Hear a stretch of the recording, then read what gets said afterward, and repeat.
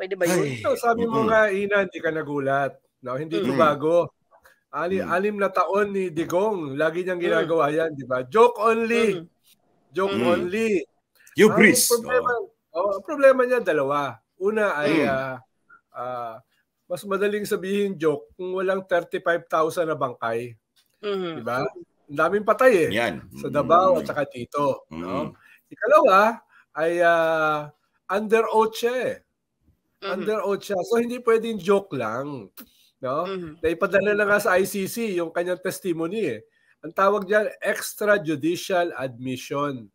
Ibig sabihin, kahit wala ka sa korte, dahil inamin mo, pwedeng gamitin yan sa korte later on. No? Correct. Yun yung problema niya rito.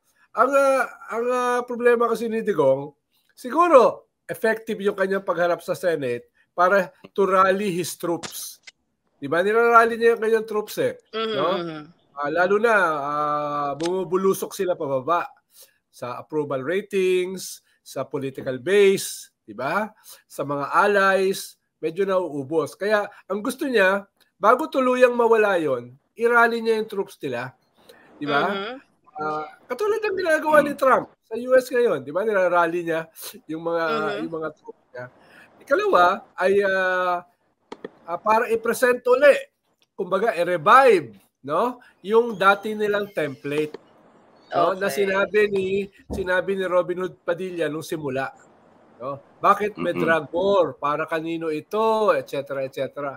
Ang problema laos na yun Laos na yun. Hindi naman nawala ang drugs, no?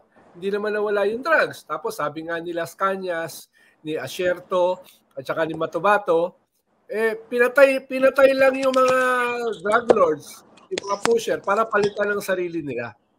No? Sa testimony yan ni Las Cañas sa ICC So, yun yung problema ni Digong, na two-edged yung kanyang ginawa. Yung isa ay to consolidate the base, to reprise his template noong 2016 at nung kanyang term as president. Pero, sabi nga ni Michael kanina, ang problema ni Digong, hubris. Hindi niya maiwasang magmalaki. Hindi niya maiwasang magyabang.